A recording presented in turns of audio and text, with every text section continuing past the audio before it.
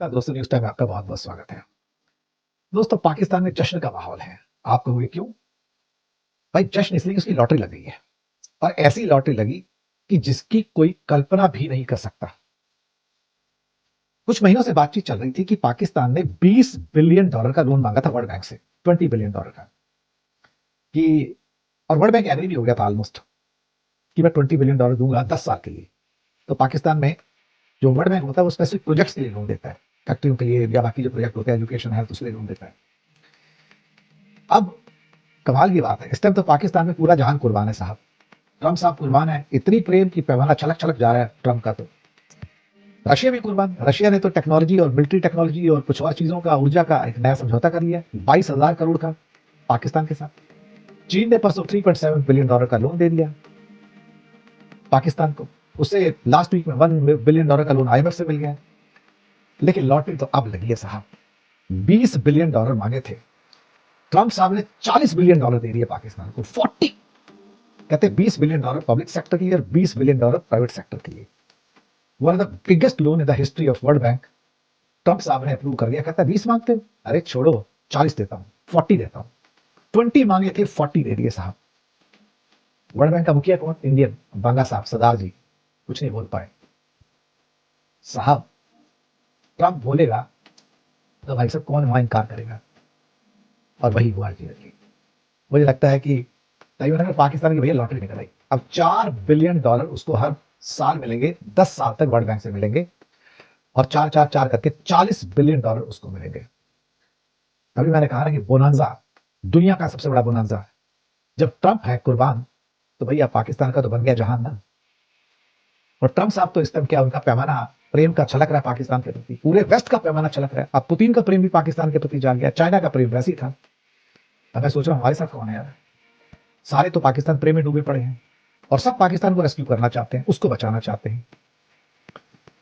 अब जो भी है साहब, दुनिया की हकीकत तो ये है कि हम तो ऑलमोस्ट आइसोलेशन में चले गए हैं। हमें कोई पूछता भी नहीं आज की डेट में। हम तो सिर्फ अब साइड लाइन में चले गए, पिक्चर में सिर्फ पाकिस्तान ही चल रहा है।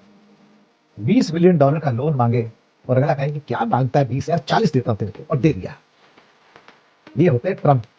और ट्रम्प ने जो मेहरबानी की है, ट्रम्प का जो प्रेम जो है, वो तो पैमाना बन के चला कर ऐसा। मुझे लगता है कि इससे बड़ी लॉटरी पाकिस्तान की कभी लगी नहीं लाइफ में जितनी अब लगी है। चलिए साहब, ये दिन भी देखने के थे कि हम आइसोलेटेड है, इंडिया में अपनी ढपली बजाए जा रहे हैं, कोई सुनने वाला है कोई नहीं। लेकिन सारी दुनिया ऐसा लगता है पाकिस्तान के साथ आकर खड़ी हुई है, सपोर्ट कर रही है।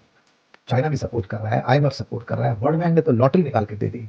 रशिया ने भी सपोर्ट कर दिया उसको, उसका भी एग्रीमेंट हो गया 22,000 करोड़ का। दुनिया के रुख बदल रहे हैं भाई। पाकिस्तान प्रेम सबके गांव में छलसा। अब ये बड़ा अननर्विंग है और ये हमें बार बार लग रहा है कि ये अबे भाई, हमारी विदेश नीति में जो हमारे विदेश मंत्री है इनको जल्दी जल्दी चेंज करना चाहिए। मोदी जी चेंज नहीं कर रहे हैं, अपनी जिद में है। जैसे नोटबंदी की जिद थी, नोटबंदी में देश का कबाड़ा, इसमें तो पूरा कबाड़ा हो रहा है। मैं इस पे करूंगा कि पुतिन का जो एग्रीमेंट है विद पाकिस्तान, हम अलग थलग बिल्कुल ही पड़ गए। देखिए, मैं आपको पहले एक निजी तजुर्बा बताऊं। जब मैं जनसत्ता में काम करता था, एक तरह से राष्ट्रीय स्तर की पत्रकारिता सीख रहा था और प्रभाषी हम लोगों के घोषित अघोषित गुरु थे। तो जनसत्ता में इंडियन एक्सप्रेस के मुकाबले पन्ने कम होते थे, तो विदेशी खबरों के लिए जगह कम बचती थी। प्रभाषी एक दिन हम लोगों की मीटिंग ले रहे थे, तो हम लोगों ने सवाल उठाया कि हमारे पास बहुत कम स्पेस है विदेशी खबरों की, देश की खबरों के लिए, तो विदेश की खबरें कैसे छांटे, ये सवाल चुने कैसे विदेशी। तो प्रभाषी ने कहा, देखिए एक थंब रूल है। थंब रूल ये है कि रूस हमारा दोस्त है और चीन और पाकिस्तान हमारा दुश्मन। इस मोटे मोटे इस फ्रेमवर्क में आप लोग खबरों को छांटिए। तो वो बात हम लोगों ने गांठ बांध ली और हम लोगों का काम उससे चल गया। लेकिन अब आप देखिए दुनिया कितनी बदल गई है तब से अब तक। ये बात मैं बता रहा हूँ 1986-87 की। तब से लेकर अब तक दुनिया कितनी बदल गई है। आज स्थिति क्या है? आज स्थिति यह है कि चीन हमारा दुश्मन भी है और चीन हमारा दोस्त भी है। दुश्मन हमारा इसलिए है कि उसने गलवान घाटी में हमारे सैनिकों के साथ पूरी मारपीट की और लद्दाख में उसने हमारी जमीन दबा ली और वहां कंपनियां बना रहा है। दुश्मन हमारा इसलिए है वो। और दोस्त हमारा इसलिए है कि उसका सामान हमारे देश के बाजारों में भरा हुआ है और RSS से लेकर प्रधानमंत्री तक उसके सामान का बायकाट कर रहे हैं, बायकाट करने का आह्वान कर रहे हैं। लेकिन देश की जनता भी कोई ऐसा नहीं हो रहा है। सरकार नीति बनाकर उसके सामान को प्रतिबंध करने के लिए तैयार नहीं है। और सरकारी अर्थशास्त्री जो है वो चीनी पूंजी के लिए भारत के अर्थव्यवस्था के दरवाजे खोलने के लिए दबाव बना रहे हैं। यहाँ तक उनके दबाव का मुकाबला करने के लिए पीयूष गोयल को एक बयान देना पड़ा कि भाई चीनी पूंजी हमारे देश में अभी नहीं आएगी। लेकिन बाकायदा पूरी तरह सारे मुख्य आर्थिक सलाहकार से लेकर और सब अरविंद पनबड़िया वगैरह सब दबाव बना रहे हैं, नीति आयोग वगैरह चीनी पूंजी के लिए दरवाजे को। अच्छा, उधर अब आप रूस को देखिए। रूस जो हमारा केवल दोस्त था, हमारा दोस्त था, वो रूस आज पाकिस्तान के साथ में पाकिस्तान की अर्थव्यवस्था की बड़ी भारी मदद कर रहा है। 1973 में यही कराची के पास 700 एकड़ जमीन में फैला हुआ एक विशाल स्टील प्लांट था, तो सोवियत संघ की मदद से वहां बनाया गया था। बाद में धीरे धीरे मशीनें पुरानी पड़ते जाने और भ्रष्टाचार के कारण और बदइंतजामी के कारण वो बंद हो गया। 2015 में वो बंद हो गया। उसके बाद फिर पाकिस्तान ने पुतिन से अपील की कि भाई वो कुछ करें इसके लिए।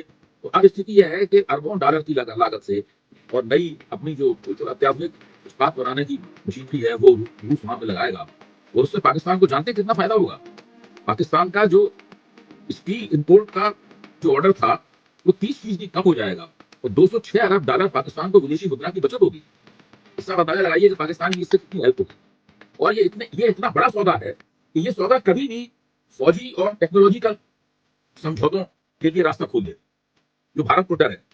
इस वक्त तो ये बिल्कुल एक स्टील प्लांट के लिए किया गया की गई संधि, लेकिन ये संधि इतनी बड़ी, बहुमुखी और इतनी मेरे ख्याल से दूरगामी प्रभाव वाली संधि है, इससे कभी भी पाकिस्तान और रूस के बीच में फौजी और दूसरे समझौते भी हो सकते हैं। तो अब स्थिति क्या है? स्थिति यह है कि अमेरिका भारत का दुश्मन नहीं है, लेकिन भारत का उस तरह से दोस्त भी नहीं है जिस तरह सोवियत संघ 1971 में हुआ करता था। तब तो अमेरिका दुश्मन था भारत का। तो अमेरिका ने कहा था हम 7वां बेड़ा भेज देंगे, तो रूस ने कहा इंदिरा गांधी साहब चिंता मत कीजिए, मार्शल जोकोव जो उनका 7वें बेड़े के मुकाबले टक्कर का बेड़ा था, हम वहां पे भेज देंगे। तो उससे वो कैंसिल आउट हो गया पूरा। और रूस की स्थिति यह है कि वो 71 में जिस तरह दोस्त था उस तरह भारत का दोस्त नहीं रहा। इस पाकिस्तान के साथ एक फौजी झड़प हुई ऑपरेशन सिंदूर, इसमें भी रूस ने बहुत ही सक्रिय होकर कोई भारत की मदद नहीं की इसके अंदर। अब ये जो स्थिति बनी हुई है, यानी दुनिया जो है वो तब से लेके अब तक पूरी तरीके से पत्रकारिता का काकागा सीखा था, कटेरा सीखा था, तब से लेके अब तक कितनी बदल गई है। मोदी जी ने जिस तरह इस बदली हुई परिस्थिति के साथ अपने संबंध स्थापित किए, जब वो प्रधानमंत्री बने और दूसरी बार और तीसरी बार प्रधानमंत्री बने, तो उन्होंने सोचा कि वो विभिन्न राष्ट्राध्यक्षों से व्यक्तिगत रूप से मिलेंगे और उनके साथ में अपना व्यक्तिगत रक्त शब्द बढ़ाएंगे, और इसी को उन्होंने विदेश नीति मान लिया। और इसके जरिए उन्होंने प्रोपेगेंडा बहुत हासिल किया बड़े पैमाने पर। भारत की छवि अच्छी हो रही है, कभी वो ट्रंप के साथ गलबैयां उनकी हो रही हैं, कभी पुतिन के साथ हाथ मिला रहे हैं, कभी वो शी जिनपिंग को झूला झुला रहे हैं, कभी सऊदी अरब में जाकर गले मिल रहे हैं, कहीं कुछ कर रहे हैं, कहीं कुछ कर रहे हैं, कहीं अरब देशों के लोगों नेताओं को यहाँ बुलाकर उनके साथ गले मिल रहे हैं। इस प्रकार का एक पूरा माहौल पिछले 10 साल से बनाया गया कि विदेश नीति के घोड़े पर सवार होकर प्रधानमंत्री बहुत तेज दौड़ रहे हैं। अपनी तीसरी बार शपथ लेने के बाद तो प्रधानमंत्री ने विदेश यात्राओं की हद ही कर दी है। तकरीबन आप देखिए उनका एक पैर विदेश में ही रखा रहता है। और विदेश मंत्री जो हमारे, उनका काम क्या हो गया है? प्रधानमंत्री की इन महत्वाकांक्षाओं को सहलाते रहना और उनको जमीन पर उतारने की कोशिश करते रहना। कोई फॉरेन पॉलिसी से संबंधित कोई डॉक्ट्रिन उनके पास नहीं है। मैं तो आपसे अपील करूंगा कि एक बार विवेक काटजू जैसे एक बहुत ही समर्थ और अच्छे जो विदेशी मामलों के विशेषज्ञ हैं, उनको बुला के एक दिन उनके साथ एक कार्यक्रम कीजिए इस पर। या पवन वर्मा को भी बुलाया सकता है, हालांकि वो पॉलिटिशियन हो गए, इसके बावजूद भी पवन वर्मा को भी, वो भारत सरकार के प्रवक्ता भी रहे हैं, विदेश मंत्रालय के पवन वर्मा है। पवन वर्मा, विवेक काटजू ऐसे लोगों को बुलाकर विदेश नीति के ऊपर एक आलोचनात्मक चर्चा होनी चाहिए, निंदात्मक नहीं, आलोचनात्मक चर्चा होनी चाहिए। ये बहुत जरूरी है, क्योंकि मोदी जी विदेश नीति को अपनी चुनाव नीति का औजार बनाए हुए हैं, जबकि पूरी तरीके से मामला उनके हाथ से फिसल चुका है। आज भारत के साथ कोई नहीं खड़ा है। अखबारों में झूठे आर्टिकल लिखे जा रहे हैं कि भारत को किसी के साथ की जरूरत नहीं है, कि भारत स्वयं मौजूद है, क्योंकि किसी का साथ नहीं मिला तो कह रहे हैं कि हमें किसी के साथ की जरूरत नहीं है। पहले मैं ये समझता था कि अर्थनीति एक ऐसा क्षेत्र है जहाँ ये सरकार डबल जीरो। अब मैं कह सकता हूँ कि अर्थनीति के साथ साथ विदेश नीति भी एक ऐसा क्षेत्र है जहाँ ये सरकार पूरी तरीके से डबल जीरो है।